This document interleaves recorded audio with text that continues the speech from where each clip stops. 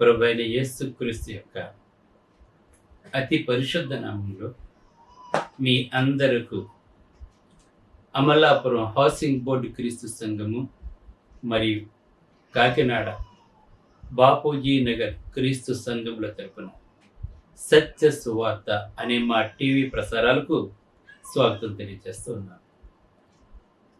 ఇవాళ ధ్యానాంశం ఏంటంటే క్రీస్తు పుట్టుక కారణము. ప్రార్థన చేసుకుందాం.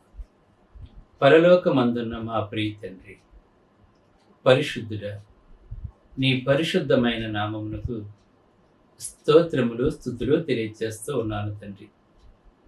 ఇవాళ క్రీస్తు పుట్టుక కారణము అనే అంశం మీద మాట్లాడబోతూ ఉండగా నీవే నాతో ఉండి మాట్లాడమని, ప్రభువైన యేసుక్రీస్తు వారి లోకంలోకి ఎందుకు రావాల్సి వచ్చిందో ఈ ప్రసంగం ద్వారా వివరిస్తూ ఉండగా క్రీస్తుని గూర్చి తెలియని అనేకులు ఈ ప్రసంగాన్ని విని సత్యము తెలుసుకుంటకి ఈ ప్రసంగం సహాయపడేలా చేయమని క్రీస్తు యేసు పరిశుద్ధ నామములో ఈ ప్రార్థన చేయుచున్నాను తండ్రి, ఆమేన్. ధ్యానాంశం ఏంటంటే క్రీస్తు పుట్టుక, దానికి కారణం. చాలామంది ఏమంటారంటే యేసుక్రీస్తు 2023 సంవత్సరాల క్రితం మాత్రమే వచ్చాడు. యేసుక్రీస్తు గనుక ఈ లోకంలోకి రాకపోతే వాళ్ళకి దేవుడు ఉండేవాడు కాదు, అసలు వాళ్ళకి దేవుడే లేడు అని మాట్లాడుతూ ఉంటారు. అంటే యేసుక్రీస్తు గనుక రాకపోయినట్లయితే అసలు దేవుడే లేడు వాళ్ళకి, కానీ మన దేవుళ్ళు అయితే ఎప్పటి నుంచో ఉన్నారు అని మాట్లాడటం అనేక మంది దగ్గర నేను విన్నాను. యేసుక్రీస్తు ఈ లోకంలోకి రాకముందు, యేసుక్రీస్తు ప్రత్యక్షము కాకముందు ఆయన తండ్రి యొద్ద ఉన్నాడని, పాత నిబంధన కాలంలో తండ్రి అయిన దేవుడే దేవుడిగా పిలువబడ్డాడని లోకంలో అనేక మందికి తెలియదు. దేవుడు అంటే తండ్రి అయిన దేవుడు యెహోవా, కుమారుడైన దేవుడు ప్రభువైన యేసుక్రీస్తు, అలాగనే పరిశుద్ధాత్మ దేవుడు.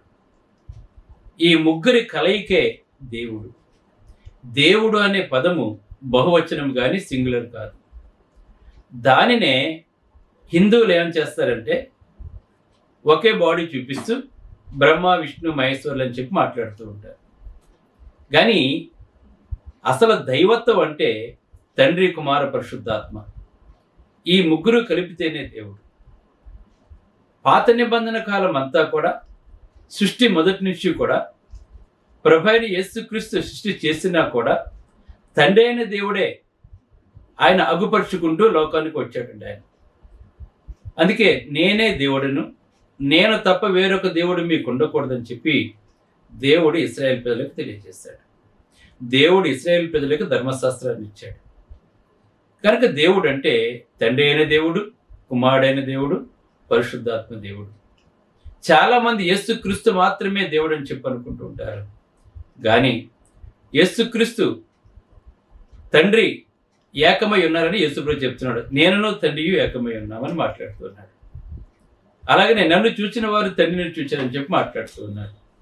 కనుక ఈ విషయాలు మనం తెలుసుకోవాల్సిన వారమే మనం. తండ్రి అయిన దేవుడే ప్రభువైన యేసుక్రీస్తును ఈ లోకంలోకి పంపించిన సంగతి మనం అందరము తెలుసుకోవాలి. అందుకే మనం ప్రార్థన చేసినప్పుడు ప్రభువైన యేసుక్రీస్తు నామములో వేడుకొనుచున్నాము తండ్రి, ప్రార్థన చేయుచున్నాము తండ్రి అని తండ్రికి మనం ప్రార్థన చేస్తూ ఉన్నాం. ఇది మనం అందరము తెలుసుకోవాల్సిన విషయం ఇది. ఎందుకంటే చాలామంది ఈ విషయాల గురించి మీకు తెలియచేయరు, నేను మీకు తెలియజేస్తూ ఉన్నాను. కనుక ఈవేళ ధ్యానాంశం ఏంటంటే ప్రభువైన యేసుక్రీస్తు పుట్టుక, దానికి గల కారణం. ప్రభువైన యేసుక్రీస్తు వారి శరీరధారిగా ఈ లోకంలోకి ఎందుకు రావలసి వచ్చినది అంటే ఆదామవ్వలు చేసిన పాపం వలన ఆ పాపం నుండి మనిషిని విడిపించటానికి ప్రభువైన యేసుక్రీస్తు వారి ఈ లోకంలోకి రావాల్సి వచ్చింది. అయితే ప్రభువైన యేసుక్రీస్తు వారి గురించి చూసినట్లయితే మత్తయి సువార్త 1వ అధ్యాయము 18 నుంచి 25 వచనాలు ఈవేళ మనం ధ్యానించుకుందాం. ఇంకా చాలా విషయాలు ఉన్నాయి. ఈవేళ కొద్దిగా నేను మీకు తెలియజేస్తూ ఉన్నాను. ప్రభువైన యేసుక్రీస్తు వారి పుట్టు గురించి మాత్రమే నేను తెలియజేస్తున్నాను. మిగిలిన సబ్జెక్టులోకి నేను వెళ్ళటం లేదు. మత్తయి సువార్త 1వ అధ్యాయం 18-25లో చూసినట్లయితే యోసేపునకు, ముఖ్యంగా మరియకు యేసు జన్మము గూర్చిన ప్రకటన గాబ్రియేలు దేవదూత చేయటం మనకి ఇక్కడ వ్రాయబడి ఉన్నదండి. అంటే ప్రభువైన యేసుక్రీస్తు జననము గూర్చి ఈ భూలోక సంబంధి అయిన తండ్రిగా యోసేపునకును మరియకును దేవదూత ద్వారా తెలియచేయబడింది. ఫస్ట్ ఇది మొట్టమొదటిగా గాబ్రియేలు దేవదూత మరియ దగ్గరికి వచ్చి దయాప్రాప్తురాలా నీకు శుభము అని తెలియచేసి ఏం చెప్పాడంటే, నీ గర్భమున లోక రక్షకుడు ఉద్భవింపబోతున్నాడు అని చెప్పినప్పుడు మరియ ఆశ్చర్యపోయింది. అప్పటికే మరియ యోసేపులకు ప్రదానం జరిగిపోయింది. వారిద్దరు వివాహం చేసుకోబోతున్నారు. ఇప్పుడు ప్రదానం జరిగిన స్త్రీ వద్దకు దేవదూత వచ్చి దయాప్రాప్తురాలా నీకు శుభము, లోక రక్షకుడు నీ గర్భాన ఉదయించబోతున్నాడు అని చెప్పినప్పుడు విస్మయానికి గురైపోయిందండి. నేను పురుషుని ఎరుగుని దాననే, ఇది నాకు ఎలాగూ సంభవిస్తుంది అని మాట్లాడిందండి. అప్పుడు దేవదూత ఖచ్చితంగా నీ గర్భాన శిశువు ఉద్భవిస్తాడు, అతడు లోక పాపములను మోసుకుని పోవు దేవుని గొర్రె పిల్లను కూడా చెప్పడం జరిగిందండి. ఇంకా ఏమని చెప్పడం జరిగిందంటే, కన్యక గర్భవతి అయి కుమారుని కంటుంది. ఇక్కడ గమనించండి, కన్యక గర్భవతి అయి, కన్యక అంటే పురుషుని ఎరుగని స్త్రీ కన్య. పెండ్లైన తర్వాత కన్య కాదండి, ఆమె గృహిణిగా మారిపోతుంది. ఎందుకంటే స్త్రీ పురుషులు ఇద్దరు కలుస్తారు కనుక సృష్టి కొరకు. అందుకే కన్యక గర్భవతి అయి పురుషుని ఎరుగని స్త్రీ కుమారుని కట్టుంది. అతని భుజం మీద రాజ్యభారం ఉంటుంది. ప్రజల తమ పాపం నుండి ఆయన విడిపిస్తాడని చెప్పినప్పుడు చెప్పేసి వెళ్ళిపోయాడండి. ఆశ్చర్యపోయిందండి. ఇప్పుడు నేను ప్రదానం చేయబడ్డాను కదా, యోసేపు ఏమనుకుంటాడు, ఇప్పుడు నా పరిస్థితి ఏంటి అని విస్మయము చెందుతున్న సమయంలో ఆల్రెడీ యోసేపుకి తెలిసిపోయింది. ఏమని, మరియ గర్భవతి అన్న సంగతి తెలిసిపోయింది. నిజంగా యోసేపు ఎటువంటి వాడంటే, నిజంగా ఎంత నీతిమంతుడు అంటే యోసేపు, ఆ కాలంలో ప్రధానమైన తర్వాత కానీ పెళ్లికి ముందు కానీ గర్భవతి అయినట్లయితే, అంటే వేరొకరితో గర్భవతి అయినట్లయితే రాళ్లతో కొట్టి చంపేయాలి. అప్పుడే చట్టం ప్రకారంగా. ఇప్పుడు గర్భవతి అయిందని తెలిసిన తరువాత యోసేపు తను ఎలాగైనా సరే విడిచిపెట్టేయాలని చెప్పి అనుకుంటూ ఉన్నాడు తన మనసులో. ఏంటి, నేను చేసుకునే పోయే స్త్రీ గర్భవత, ఇది ఎలా సాధ్యం, నేను ఇంకా తను ముట్టుకోలేదు కదా అని అతను ఏదో రూపంగా, అంటే పెద్దల దగ్గరికి తీసుకువెళ్తే రాళ్లతో కొట్టి చంపేస్తారు కనుక ఆ విధంగా కాకుండా జాగ్రత్తగా ఎవరితోటి చెప్పకుండా చెయ్యాలని ఒక మంచి ఆలోచన. అతను అలర్ట్ చేయకూడదు, చట్టసభకు తీసుకుని వెళ్ళకూడదు, ఆమెకి కీడు జరగకూడదు. చూడండి మంచితనం, చూడండి ఎలా ఆలోచిస్తుందో. ఒక పక్కన తెలియకూడని సంగతి తెలిసినా కూడా సాధారణంగా ఏ మానవుడైనా ఎవరైనా కూడా ఎవరితో అని అనుకుంటూ ఉంటారు. కానీ యోసేపు అయితే అలాగ అనుకోలేదండి. అందుకే 18 వచనం, యేసుక్రీస్తు జనన విధం ఎట్లా అందగా ఆయన తల్లి అయిన మరియ యోసేపునకు ప్రదానము చేయబడిన తరువాత వారేకము కాకమును, గమనించండి ఇక్కడ, అంటే యోసేపు మరియ ఏకము కాకమునుపు ఆమె పరిశుద్ధాత్మ వలన గర్భవతిగా ఉండేనని ఉందండి. ఇక్కడ పరిశుద్ధాత్మ వలన గర్భం వచ్చిందండి. ఈ విషయాన్ని చాలా మంది తప్పుపడుతూ ఉంటారు. యాంటీ క్రిస్టియన్స్ ఉంటారు చూసారా, క్రీస్తుని ఎరగినటువంటి వారు, క్రీస్తుని దూషించేటటువంటి వారు ఏమనుకుంటారంటే, చాలా అసహ్యకరమైన మాటలు మాట్లాడుతూ ఉంటారండి. నరకములో నుండి ఉత్తరమైన ఒక ప్రసంగం చేస్తే నేను ఒకడు చాలా దారుణమైన కామెంట్ పెట్టాడండి, యాంటీ క్రిస్టియన్. అది మీతో చెప్పకూడదు నేను. అంటే ఇక్కడ ఏంటంటే ఈ లోకం ఏమనుకుంటుంది అంటే యోసేపుకి మరీకి పుట్టినటువంటి వాడు దేవుడు ఎలాగవుతాడు అని చెప్పి అనుకుంటాడు. కానీ దైవ గ్రంథం తెలియజేస్తుంది వారిద్దరూ ఏకము కాక మునుపు పరిశుద్ధాత్మ వలన మరియ గర్భవతి అయ్యిందని మాట్లాడుతూ ఉంటారు. ఒకవేళ ఇదే విషయాన్ని కనుక అన్యులు ఏమని మాట్లాడుకుంటారంటే ఇది ఎక్కడ సాధ్యం? ఇది అంటే స్త్రీ పురుషులు లైంగిక సంబోధం కాకుండా ఇలా పిల్లలు పుడతారా అని వాదించేవారు కూడా అనేక మంది ఉన్నారండి. వాళ్ళు ఈ లోకంలో ఇది ఎలా జరుగుతుంది, దాన్ని ఎలా మాట్లాడుతున్నారంటే ఈ లోకంలో ఉన్నటువంటి వాళ్ళు ఒక దేవత ఒక స్త్రీతో లైంగిక సంభోగ సంబంధము కలిగి ఉండుట, ఆ విధంగా పుడతారు అంటే ఒక దేవతే లైంగిక సంభోగం చేసినట్లుగా మాట్లాడుతుంటారు. కానీ దేవుడు ఇటువంటి పరిస్థితి దేవుడికి రాదండి. ఎందుకు రాదు అంటే ఈ మనుషులు ఊహించినట్లుగా జరగదండి. ఎందుకంటే మనుషులకి జ్ఞానం తక్కువ, వెర్రి ఎక్కువ అండి. ఈ బుర్రకి వెర్రి ఎక్కువ. మనిషి యొక్క బుర్రకి అతి జ్ఞానం కలిగినటువంటి వాడికి వెర్రితనంగా ప్రవర్తిస్తూ ఉంటాడు మనిషి. చాలా మంది తెలివైన వాళ్ళని చెప్పి అనుకుంటారు, కానీ వాళ్ళు పిచ్చివాళ్ళు వాగుతూ ఉంటారు వాళ్ళు. ఎందుకంటే దేవుడు ఆదాముని చేసినప్పుడు ఆదాము అవ్వలో లైంగిక సంబోధం వల్ల పుట్టలేదండి. తెలుసుకోవాలి లోకం. ఆదాము అవ్వలో లైంగిక సంభోగం వల్ల పుట్టలేదండి వాళ్ళు. ఒక మట్టిని చేసి దేవుడు తన జీవ వాయువును వదగా నరుడు జీవాత్మ అయ్యాడు. ఈ సంగతి తెలుసుకోవాలి. మరి ఒక బొమ్మను చేసి ఆ బొమ్మకు ప్రాణం పోసినటువంటి వాడు, ఆదాము అవ్వలకు ప్రాణం పోసినటువంటి వాడు ఇక్కడ స్త్రీ గర్భాన పరిశుద్ధాత్మ ద్వారా గర్భం రావటం గొప్ప విషయం కాదు. ఇది అనేక మంది అనాగరికులు తెలుసుకోలేని విషయం అండి. ఇది చాలా మంది చాలా తప్పుగా మాట్లాడుతుండే విషయంలో చాలా చోట్ల విన్నాను కూడా అండి. ఇది మరి ఆదామావులో మరి ఎలా పుట్టారు వాళ్ళు? స్త్రీని పురుషుడు లేదు కదా, మరి అతను ఎలా వచ్చాడు? అతను దైవ శక్తి, దేవుని శక్తి ఏదైనా చేస్తుందండి. కలుగ్గా కంటే సమస్తము కలుగుతాయి. ఆ దేవుని శక్తిని తెలుసుకున్నట్టు వెర్రివాళ్ళు అనేకమైన మాటలు మాట్లాడుతూ ఉంటారు. అయితే ఇక్కడ దేవుడు తెలియచేస్తున్నాడు, దేవుడు తన సంకల్పము నెరవేర్చుకుంటున్నట్లు ఆయన యొక్క సృజనాత్మక శక్తి, దేవుని యొక్క సృజనాత్మక శక్తి మరియలో దాని కార్యము నెరవేర్చిందన్న సంగతి ప్రతి ఒక్కరు తెలుసుకోవాలండి.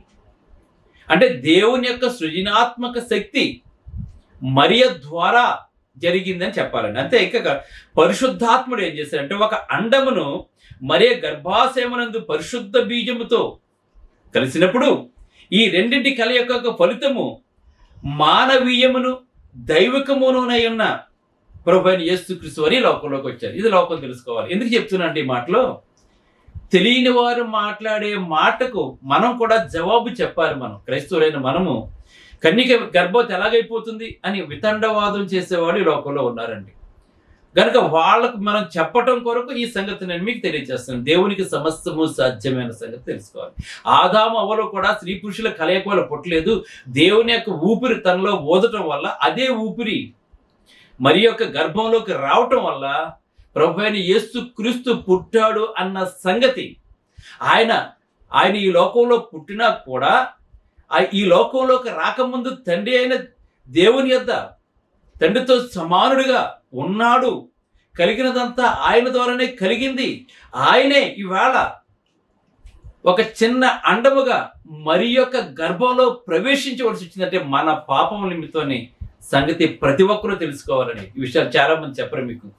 ప్రపంచ స్థాయిలో సువార్త ప్రకటించేవాడు కూడా చెప్పలేనటువంటి సంగతులు మీకు. ఇటువంటి విషయాలు అసలు మాట్లాడండి. వాళ్ళు ఎప్పుడు చూసినా భౌతిక సంబంధమైన విషయాల గురించే మాట్లాడుతూ ఉంటారు వాళ్ళు. కానీ మీ ఆత్మ సంబంధమైన సంగతులు మీకు తెలియజేస్తున్నాం. దేవుని యొక్క వాక్యం యొక్క శక్తి ఎంత గొప్పదో, దేవుడు ఏమి చేయగలడో తెలియజేయడానికి ఇవన్నీ సంగతులు కూడా మేము తెలియజేస్తున్నామండి మీకు. అసలు ఎందుకు యేసు ప్రభు ఈ లోకంలోకి రావలసి వచ్చినది అని మనం ఒకసారి కనుక మనం ఆలోచన చేసినట్లయితే దేవుడు తెలియజేస్తున్నాడు. ఏమైనా తెలియజేస్తున్నా అంటే ఇక్కడ ఆల్రెడీ ఇప్పుడు ఏం చేస్తున్నాడు చెప్పాను కదా, యోసేపు కలవరపడుతున్నాడు. ఎలాగైనా సరే విడిచిపెట్టారని చెప్పి అనుకుంటున్నాడు. యోసేపు ఒక నిర్ణయానికి వచ్చిన తర్వాత అప్పుడు కలగన్నాడండి.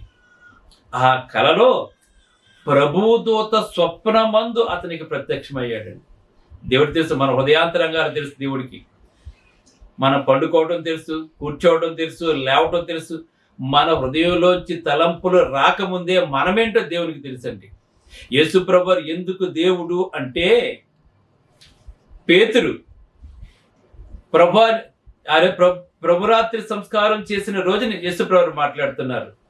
ఇదిగో కొద్దిసేపట్లో గొర్రెల కాపరి పట్టబడతాడు, గొర్రెలన్నీ కూడా చెదిరిపోతాయని చెప్పినప్పుడు పేతురు మాట్లాడుతున్నాడు. ఏమని మాట్లాడుతున్నాడు అంటే, ప్రభా అందరూ నేను విడిచిపెట్టినా కూడా నేను మాత్రం ప్రభా నేను విడిచిపెట్టనని చెప్పినప్పుడు హృదయాంతరంగాలు ఎరిగినటువంటి గొప్ప దేవుడు పేతురు, నేడు కోడి కుయ్యక మునుపు నీవు నన్ను ఎరగవని ముమ్మారు బొమ్మతో చెప్పాడంటే, ప్రభు అయిన యేసుక్రీస్తు వాడు ఆయన దేవుడు కాకపోతే తన హృదయం నుంచి వచ్చిన మాట ఎలా తెలుస్తుందండి అతనికి? అలాగనే యోధ 30 వెండి నాణాలు ఒక సంచి తన దగ్గర ఉంచుకున్నాడు. అతని పాదాలు కూడా అతను పట్టబోతున్నాడు సంగతి తెలుసు కూడా ప్రభు అయిన యేసుక్రీస్తు వారు అతనికి కూడా పాదాలు కడిగి యోధా నువ్వు చేయవలసిన పని చేసేమని చెప్పాడంటే, ఆయన హృదయంలో ఉన్నది యేసుప్రభు ఎరిగారంటే యేసుప్రభు దేవుడు కాదని ఎవరు అనగలరండి? ఆయన నిజమైన దేవుడు, దేవుని కుమారుడు అని పిలుస్తున్నాం మనం ఈ లోకంలోను. ఈ తండ్రి అయిన దేవుడైన యెహోవాని తండ్రిని పిలిచాడు కనుక మన ప్రభు అయిన యేసుక్రీస్తుని మనం కుమారుడైన దేవుడిగా మనం పిలుస్తున్నాం. మనం ఆయన శరీరధారిగా ఉన్నాడు కనుక తండ్రిని హెచ్చించాడు. తండ్రి అంటే ఏంటో, పరలోకం అంటే ఏంటో మనకు తెలియజేశాడు మన ప్రభు అయిన యేసుక్రీస్తు. గనుక యోసేపు ఈ సంగతులన్నింటినీ కూడా తన మనసులో అనుకుంటూ ఉన్నప్పుడు, తన మనసులో ఉన్నదాన్ని గ్రహించి దేవుడు గబ్రియేలు దూతను స్వప్నమందు అతను స్వప్నమందు తెలియజేస్తున్నాడు. ఏమని తెలియజేస్తాడంటే, ప్రభువు స్వప్నమందు అతను ప్రత్యక్షమై దావీదు కుమారుడైన యేసేపు, ఇతను కూడా దావీదు కుమారుడే, దావీదు యొక్క వంశం నుంచి వచ్చినటువంటి వాడే. ప్రభు అయిన యేసుక్రీస్తు కూడా దావీదు కుమారుడుగా పిలువబడ్డాడండి. అంటే ఇతను కేవలం యోసేపు భౌతికమైన తండ్రి మాత్రమే కానీ, ఇతను కేవలం భౌతికమైన తండ్రి, భూమి మీద యేసుప్రభు తండ్రి పాత్ర మాత్రమే పోషించాడండి. కానీ ప్రభు అయిన యేసుక్రీస్తు వారి పరిశుద్ధాత్మ ద్వారా మరి గర్భం ద్వారా ఈ లోకంలోకి వచ్చాడు. అందుకే కన్యక గర్భవతి కుమారుని కంటుందని చెప్పి ప్రభు అయిన యేసుక్రీస్తు వారు ఈ లోకంలోకి రాకుండానే యేసు ప్రభు వారు ఎవరు గర్భాన పుడతారో, ఎక్కడ పుడతాడో, ఆయన ఎలా జీవిస్తాడో, ఆయన ఏం చేస్తాడో, ఆయన ఎలా మరణిస్తాడో కొన్ని వేల సంవత్సరాల క్రితం ప్రవక్తల ద్వారా దేవుడు తెలియజేశాడు. గమనించండి, అప్పటికప్పుడు జరిగిపోయిన కార్యం కాదండి యేసుప్రభు పుట్టికంటేని. ఆది కాండం దగ్గర నుంచి మొదలుకొని ప్రతి ప్రవక్త కూడా యేసు ప్రభు జననం గురించి వాళ్ళు తెలియజేశారండి. ఎవరైనా సరే జరగబోయేదాన్ని ముందుగా ఎవరైనా తెలియజేస్తారా? అది దేవుడికి మాత్రమే సాధ్యం. బైబిల్ ఎందుకు నిజము అంటే దేవుడు మాత్రమే తెలియజేస్తున్నటువంటి సంగతులండి. ఆయన పుట్టకుండానే పుడతాడు. ఎవరి గర్భాన పుడతాడు? కన్యక గర్భాన పుడతాడు. ఎక్కడ పుడతాడు? ఏ ఊర్లో పుడతాడు? ఎక్కడ పెరుగుతాడు? ఏ విధంగా పెరుగుతాడు? ఆయన ఏం చేస్తాడు? ఎక్కడ మరణిస్తాడు? మళ్ళీ ఎలా తిరిగి లేస్తాడు? ప్రభు అయిన యేసుక్రీస్తు వారి గురించి కొన్ని వేల ప్రవచనాలు పాత నిబంధనలో రాయబడ్డాయంటే ఇది దేవుని సంకల్పం చెప్పిన, దేవుని చిత్తానుసారంగా జరుగుతున్న ప్రక్రియ. ప్రభు అయిన యేసుక్రీస్తు లోకంలోకి రావటం అది ఎప్పటి నుంచో ఉన్న ప్రణాళిక అని చెప్పి ప్రతి ఒక్కరూ కూడా తెలుసుకోవాల్సిన వారమే ఉన్నాం మనం. కానీ ఇప్పుడు యోసేపు తన కలవరపడుతున్నప్పుడు, ఏదో విధంగా రహస్యంగా మరిన్ని విడిచిపెట్టానని చెప్పి అనుకున్నప్పుడు, అల్లరి చేయకూడదని చెప్పి అనుకున్నప్పుడు ఆయన ఒక కల వచ్చింది. ఆ స్వప్నమందు, అందుకే ప్రభువు దూత స్వప్నమందు అతనికి ప్రత్యక్షమై, దావీదు కుమారుడైన యోసేపు, నీ భార్య అయిన మరియను చేర్చుకోవటకు నువ్వు భయపడొద్దు, నువ్వు వివాహం చేసుకోవడానికి భయపడొద్దు. ప్రధానం అంటే ఆల్రెడీ వివాహం అయిపోయినట్లు లెక్కే, కానీ ఇద్దరు కూడా శారీరకంగా కలవలేదండి యూదుల లెక్క ప్రకారంగా. కానీ ఆమె నువ్వు చేర్చుకోవడానికి నువ్వు భయపడవద్దు అని చెప్పాడండి. ఎందుకు చెప్పాడండి? చూసారా ఎంత క్లియర్గా ఉందో చూడండి. ఇక్కడ నేను చదివి వినిపిస్తాను చూడండి.